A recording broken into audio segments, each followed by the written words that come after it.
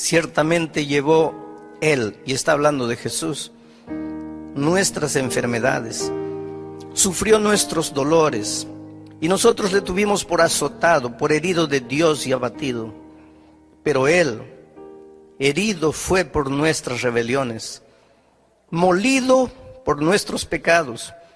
El castigo de nuestra paz fue sobre Él, y por su llaga fuimos nosotros curados.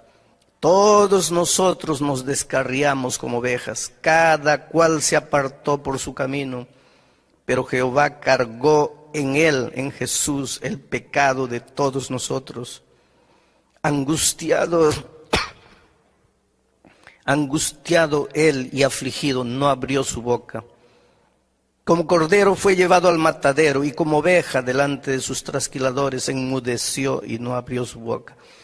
Yo estaba estudiando un día este texto con un judío, y cuando le di mi interpretación del texto, diciendo que aquí este texto estaba hablando de Jesús, del Mesías, porque ellos esperan un Mesías. El pueblo judío espera al Mesías todavía, porque para ellos el Mesías vendrá victorioso, glorioso, libertador. Ellos no pueden entender que el Mesías haya venido humilde, siervo, para morir, porque ellos esperan un Mesías político. Ellos no aceptan un Mesías espiritual. Y cuando yo le di la interpretación de este texto, él me dijo: pastor, esa interpretación que usted hace de este texto es una interpretación inmoral. Y yo le pregunté: ¿pero por qué inmoral? La palabra inmoral es muy fuerte. Me dice: porque que un malo muera por lo que hizo, eso es justo, eso es moral. Pero que un bueno que no hizo nada muera por un malo, eso es inmoral. Y puede ser, querido, desde el punto de vista humano, la muerte de Cristo en la cruz del Calvario no fue justa, fue inmoral. Pero Dios te amaba tanto que el Señor Jesucristo padeció la más o la peor de las injusticias que alguien pudiese haber sufrido. El día que tú entiendas lo que Jesús hizo por ti en la cruz del Calvario, no te va a quedar otro camino sino apasionarte por Cristo. Porque a veces tú no amas a Jesús porque no has entendido su amor. Te voy a contar una historia. Cuando era muchacho y estudiaba en el colegio, yo estudié en un colegio con internado. El internado de chicas y el internado de varones. Y un compañero mío, estábamos ya en el segundo, tercer año de teología. Un compañero mío, muy tímido. Esta es una historia linda, del amor de la chica más linda del colegio, con el muchacho más feo del colegio. ¿Ya viste una chica linda? Multiplica por 10, esa chica era así, linda. ¿Ya viste un muchacho feo? Multiplica por 10, ese muchacho era así de feo. Pero era, además de feo, tímido, miedoso. No hablaba con nadie, pero muy bueno, honesto, trabajador, luchador, un grande colportor. En los veranos iba, trabajaba en las minas, vendía libros, ganaba dinero, volvía para estudiar. Era el alumno que en el inicio del año tenía todo el año pago, porque luchaba, trabajaba duro. Nadie se fijaba en él. Todos teníamos enamoradas, novias, menos él.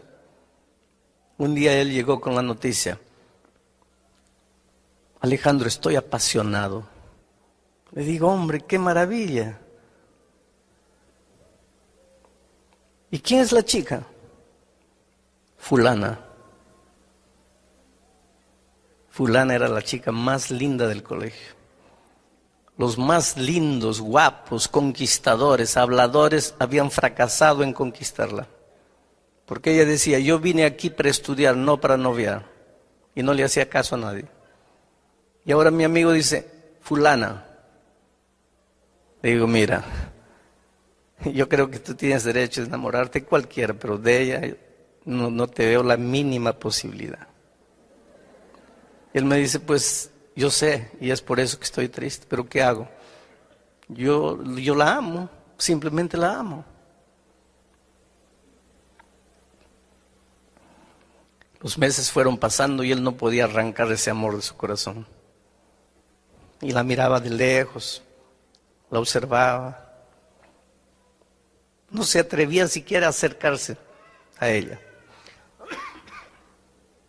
Un día anunciaron que ella se iba del colegio. Estaba debiendo 3 meses la mensualidad, no podía pagar, parece que la familia estaba atravesando dificultades. Ella se iba del colegio. Y cuando este muchacho se enteró que ella se iba porque estaba debiendo, se fue al gerente de la institución y le dijo así, miren, yo tengo todo el año pagado. Quien se va a ir de la universidad soy yo, me voy. Y con el resto del año que yo tengo pagado para mí, quiero pagar la cuenta a la chica. El gerente le dijo, pero ¿por qué? El dinero es mío y yo quiero hacerlo.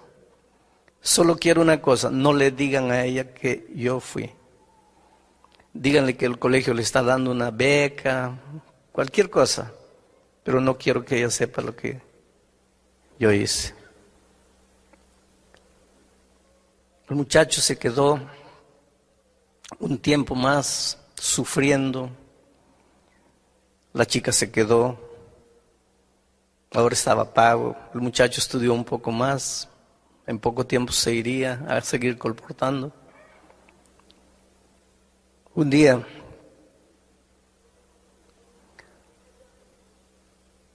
yo lo vi tan deprimido y le dije, mira, ¿por qué no vas y te declaras? Lo peor que te puede suceder es que te diga no. Pero por lo menos ya sacaste del corazón lo que tienes ahí. Y él me hizo caso y fue y se declaró. Y ella lo trató tan mal, tan mal. Le dijo algo así como, tú no tienes ojos, tú no te miras a ti mismo, tú no sabes quién eres. Dice, ¿cómo te atreves?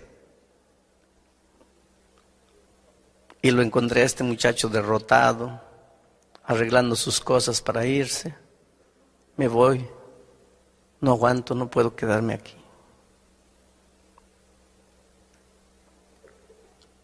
Un día me encontré con la chica. Le dije, mira, tú tienes el derecho de decir sí o no a cualquiera, pero creo que no tienes el derecho de tratar mal a las personas. Tú humillaste a ese muchacho y él te ama. Te ama tanto que tú no tienes idea de lo que él hizo por ti. ¿Sabes por qué no te fuiste el año pasado del colegio? ¿Sabes por qué él salió del colegio? No, porque yo recibí una beca. No fue una beca. Fue él que pagó tus cuentas. Ella fue al gerente, agarró al gerente. Le dijo, dime la verdad. El gerente le dijo, es verdad. Ella se sintió humillada, desapareció por unos días. Yo me arrepentí de haber dicho lo que dije. El tiempo pasó, 1 mes, 2 meses, yo trataba de evitar esa conversación con mi amigo, con todos. Un día él me busca y me dice, tengo una noticia que no vas a creer. ¿Qué noticia? Estoy enamorando. Bueno, gracias a Dios ya te libraste del otro sentimiento. No, estoy enamorando con ella. Le digo, no puede ser. Sí. Un día me encontré con ella. Le pregunté, ¿es verdad que estás enamorando con él? Sí. Pero tú no lo amas. Y ella me dice, no, yo no lo amaba. Y cuando yo supe la verdad, yo lloré, me sentí humillada, me sentí mal. Pero después el tiempo fue pasando y comencé a pensar, ¿quién en esta vida sería capaz de hacer por mí lo que él hizo? Sin siquiera querer que yo sepa. ¿Quién podrá amarme en este mundo más que ese muchacho? Y un día pensé para mí misma, ¿cómo tendría el valor de no amar a alguien que me ama tanto? Y se casaron y fueron felices. ¿Cómo tendría el valor de no amar a alguien que me ama tanto? Yo creo que cuando tú entiendas el amor de Cristo, tú dirás como aquella muchacha, ¿cómo tendría el valor de no amarte, Señor Jesús, si tú me amaste tanto? El problema es que a veces tú no entendiste lo que es el amor de Dios, y te lo voy a probar de alguna manera esta noche. Quiero hacerles una pregunta. ¿Cuántos creen que Dios nos perdona los pecados? Levante la mano. Gloria a Dios. ¿Qué sería de nosotros si no tuviésemos esa esperanza, no? La maravillosa esperanza del perdón. Solo que cuando ustedes levantaron la mano, ustedes estaban pensando en un tipo de perdón que para Dios no existe. Ustedes estaban pensando en el tipo del perdón humano. Y tú vas a preguntar, pero pastor, ¿cuál es la diferencia? Te voy a explicar la diferencia. Yo tengo un muchacho, un hijo, y aquí hay un vaso de cristal, finísimo, una raridad. Y le digo, hijito, no toques. Abro paréntesis. Padres queridos, enseñen a sus niñitos, desde que están gateando, a no tocar lo que no tienen que tocar. Si ustedes quieren enseñarle eso cuando son adolescentes, ya es demasiado tarde. No es porque pequeñito, déjalo tocar, déjalo, pobrecito, no sabe lo que hace. No, nunca vas a ver lo que hace si tú no colocas límites desde cuando ellos todavía no aprendieron a raciocinar. Límites, la vida está hecha de límites. No te dejes llevar por la corriente frívola, vacía, hueca de este siglo que no conoce límites. Cierro paréntesis. Le digo a mi hijo, no toques esto. Hago un trato con él. Mira, hijito, si yo te veo tocando esto, mira, vas a recibir una palmada en la mano. ¿Está cierto? Está bien. ¿Entendiste? Entendí. ¿Qué te dije? Que si yo toco, recibo una palmada. Entonces, ¿estamos claros? Estamos. Me voy. 3 días después vuelvo y lo encuentro a mi hijo no solo tocando, sino destruyendo el vaso de cristal. Y cuando él me ve, ya sabe que nosotros teníamos un trato. Cuando él me ve, inmediatamente sus ojitos se abren asustados y salen de su boca 3 palabras, 2 palabras: Padre o papá, perdóname. Cuando él dice papá, perdóname, ¿qué es lo que está queriendo decir? En otras palabras, ¿qué está diciendo? Papá, no me pegues. Ahí yo lo miro, siento compasión y digo, está bien, hijito, te perdono. Cuando yo le digo, está bien, hijito, te perdono, ¿qué es lo que estoy queriendo decir? Está bien, hijito, no te voy a hacer nada. Mi hijo se va saltando feliz y yo también me voy contento. ¿Perdoné a mi hijo, sí o no? Claro, perdoné. Porque para nosotros perdón es ausencia de castigo, liberación del castigo. Él erró, merecía el castigo, dijo, papá, perdóname. Mi corazón se enterneció, lo perdoné, está libre el castigo. ¿Perdoné o no perdoné? Perdoné. Ese es el perdón humano. Pero con Dios ese perdón no existe. ¿Sabes por qué? Porque Dios es Dios. Y su palabra es eterna.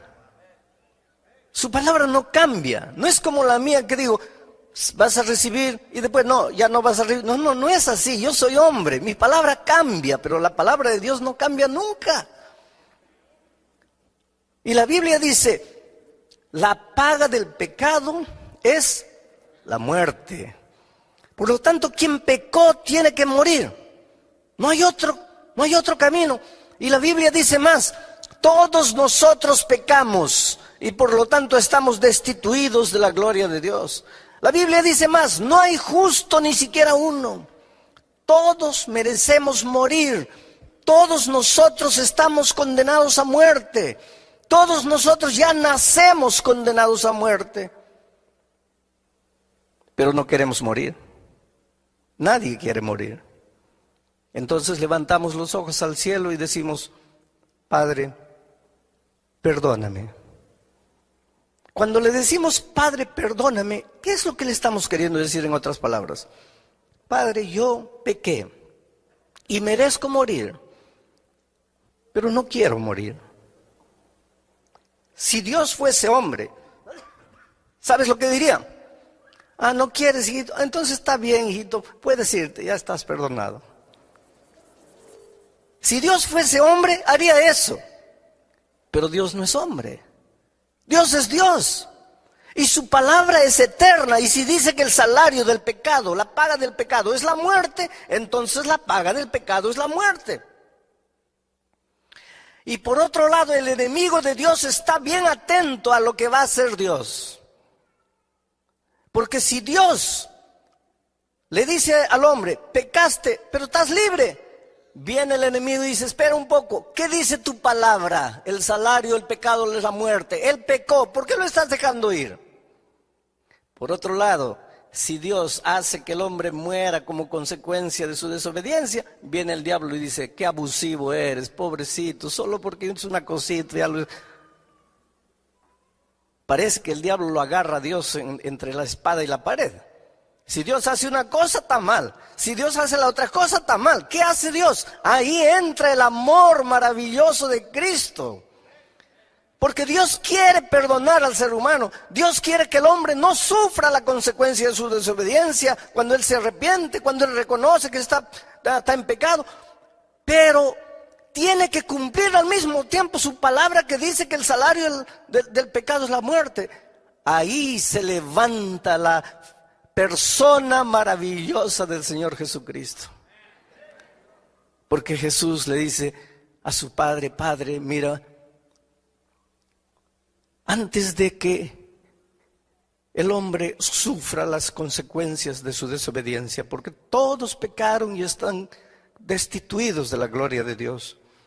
Todos pecaron y están condenados a morir, pero Padre, antes que el ser humano sufra las consecuencias, déjame ir a la tierra como ser humano.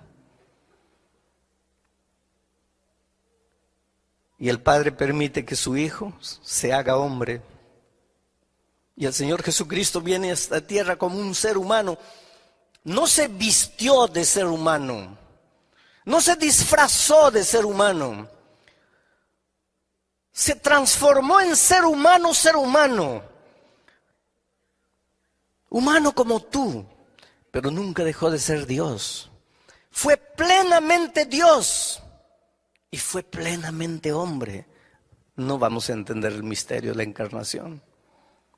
Pero vino y en esta tierra fue tentado en todo. No hay una tentación que tú sientas en la vida que Jesús no haya probado. La peor de las tentaciones. Tú puedes decir, no, pero en los tiempos de Él no había este tipo de... Querido, Todas las tentaciones, de todos los tipos, de todos los tiempos, de todas las características, Jesús sufrió en carne propia. En el desierto, las 3 tentaciones que él sufrió abarcaban la vida toda en su plenitud. Fue tentado al máximo. Y te digo más, él sufrió una tentación que tú y yo no podemos sufrir nunca. ¿Sabes cuál es? Jesús era Dios, pero cuando vino a esta tierra hizo un trato con su Padre, que en esta tierra no usaría sus poderes divinos sin el consentimiento de su Padre. Y el diablo trataba de que él usase sus poderes divinos para él, sin el consentimiento del Padre, porque sabía que si él hacía eso, pecaba. Esa tentación tú no tienes, porque tú y yo no tenemos poderes divinos, pero él tuvo. Y la Biblia dice, fue tentado en todo, pero sin pecado. ¿Quién me redarguye de pecado?, pregunta él. El enemigo, que es especialista en hacer pecar y después echarte los pecados en la cara. Yo lo desafío, que apunte un mínimo, una partícula de pecado en la vida de Cristo. No hay. Por lo tanto, querido, Jesús como ser humano vino y obedeció. Y por lo tanto, si obedeció, merecía la vida. El ser humano desobedeció y porque desobedeció, merecía la muerte.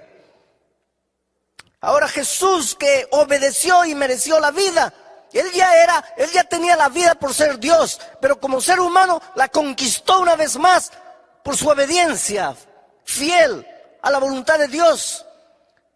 Ahora Jesús se presenta delante de su Padre y le dice: Padre, en el principio eterno de la palabra dice que el hombre que peca tiene que morir, pero el hombre que no peca merece vivir. Yo fui a la tierra como ser humano. Fui tentado en todo, sin pecado. Yo merezco la vida como ser humano, aunque tengo la vida por ser Dios. Y el hombre merece la muerte. Entonces, Padre, en la palabra, en el principio eterno de tu palabra, no hay nada que diga que no puede haber un intercambio. Entonces la vida que yo conquisté porque obedecí, se la quiero entregar al ser humano. Y la muerte que el hombre merece porque desobedeció, la voy a tomar yo para mí. Y fue eso lo que sucedió en la cruz del Calvario. Un intercambio de amor. Pero qué fácil es decir: Jesús murió en la cruz del Calvario por mí. No, querido, yo quiero que entiendas una cosa.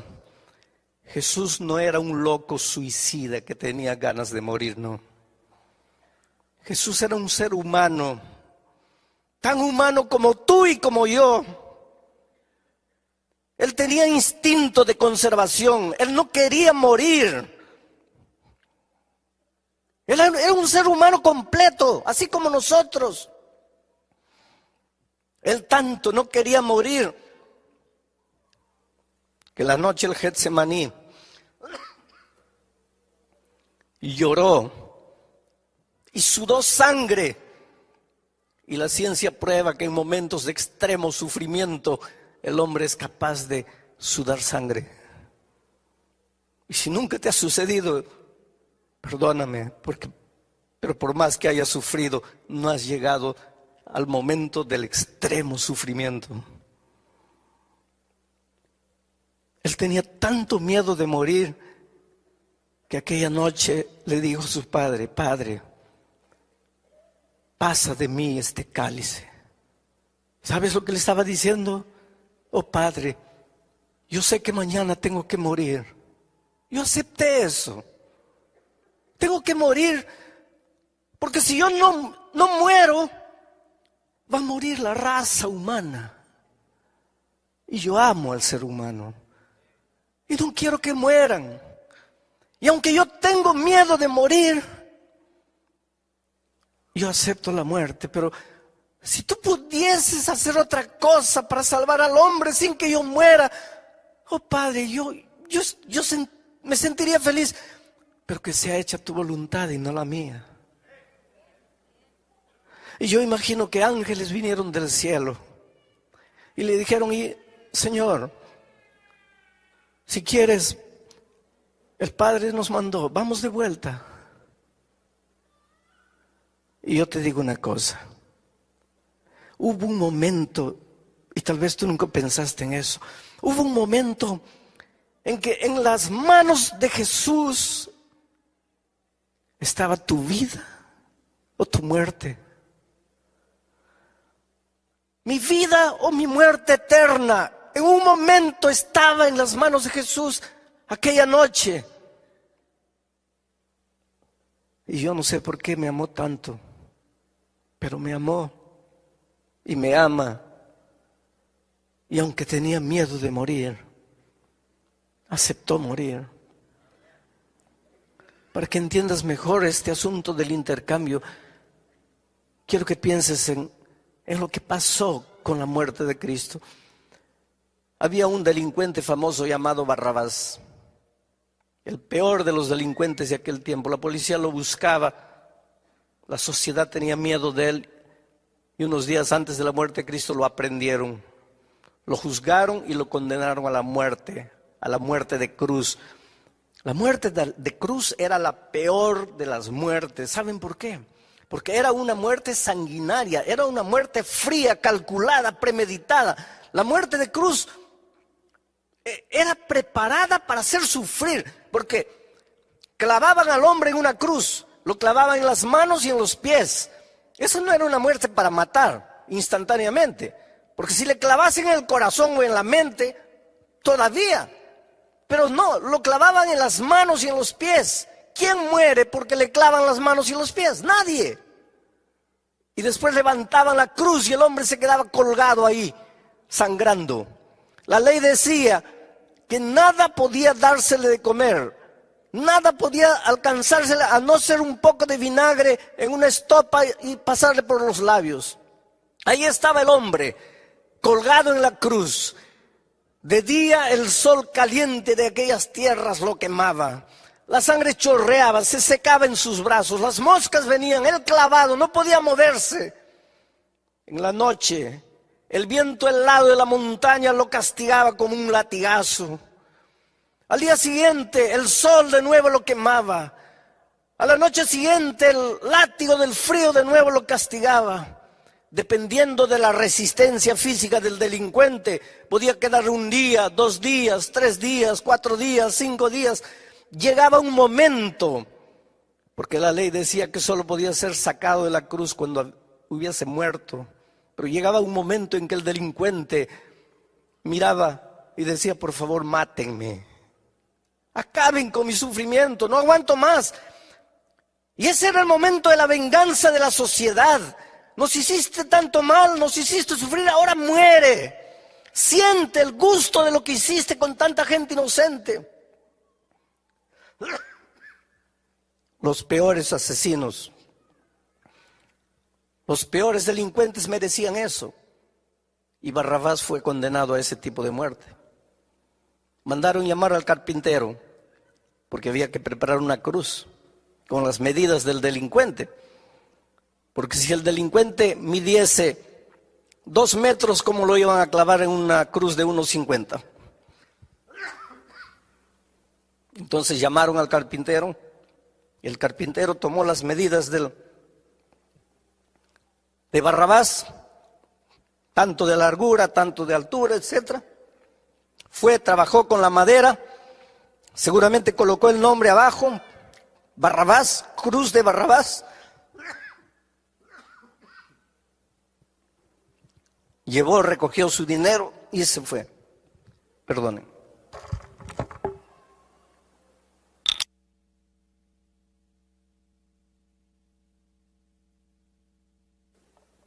Ahí estaba la cruz de Barrabás, con el nombre de Barrabás, con las medidas de Barrabás. Y ahí estaba Barrabás para ser crucificado en esa cruz. Merecía la cruz. Pero 2 días antes, los judíos prendieron a Jesús y lo juzgaron.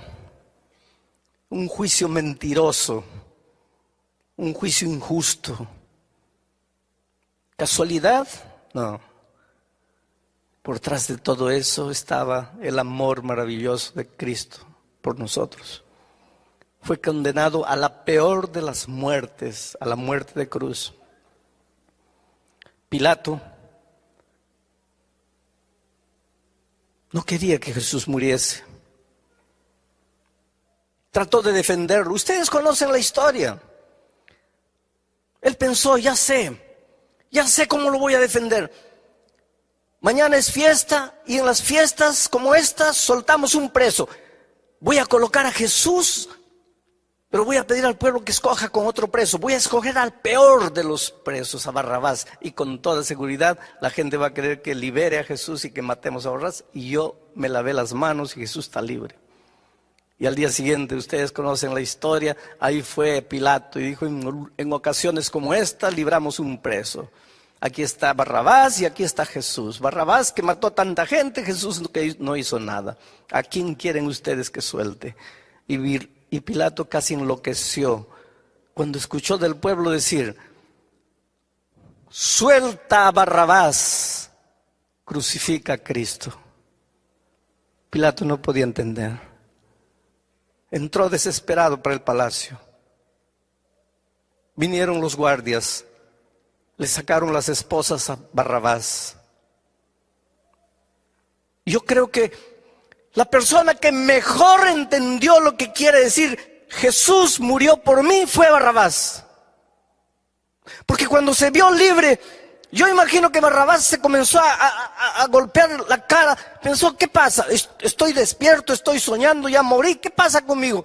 Yo, Barrabás, estoy libre. Y este Jesús que no le hizo mal a nadie, va a morir en mi lugar. Barrabás entendió lo que quiere decir Jesús murió en mi lugar. Oh, queridos, ya no había tiempo para llamar al carpintero para construir una cruz para Jesús. Además, ahí había una cruz vacante. Aquel viernes, cuando Jesús fue subiendo la cruz del Calvario, la montaña del Calvario, y cayó una vez, y otra vez, y otra vez, y otra vez. ¿Sabe por qué cayó? Porque Él no estaba cargando su cruz. ¿Y sabe por qué? Porque a Jesús nadie, nunca le preparó una cruz. ¿Y sabe por qué? Porque Jesús jamás mereció una cruz. Aquella tarde, Jesús estaba cargando la cruz de otro. La cruz de otro, con el nombre de otro, con las medidas de otro. Era otro el que tenía que morir ahí, no era Él.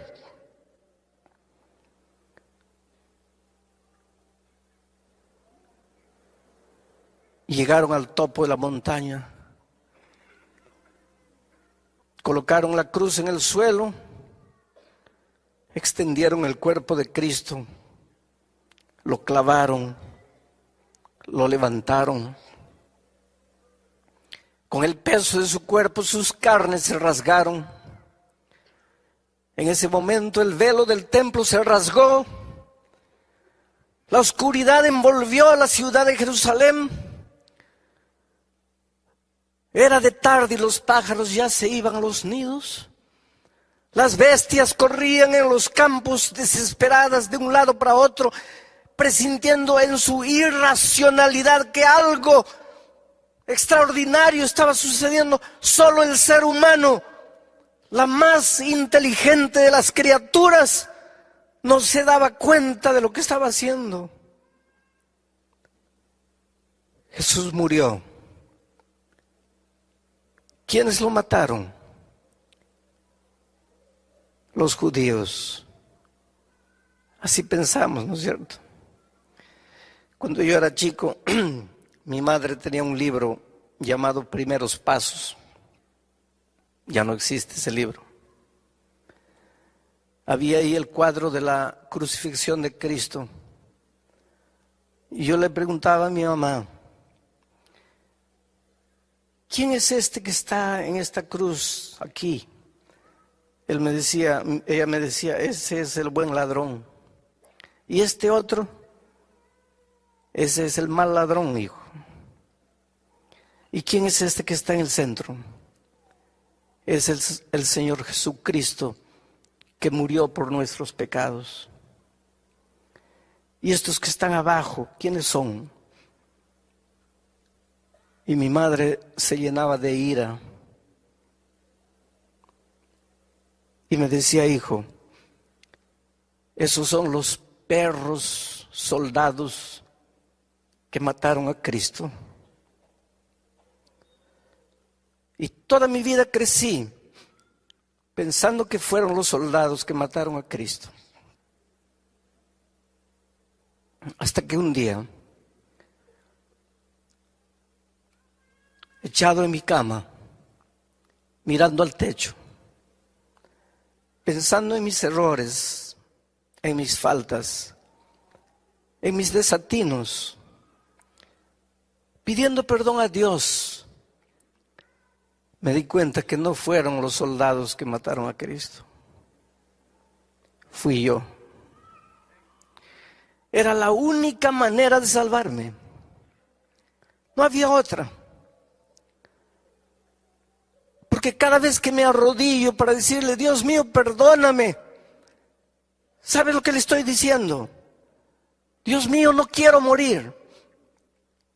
Y si Dios fuese hombre, me diría, está bien, estás libre. Pero Dios no es hombre, es Dios, su palabra es eterna.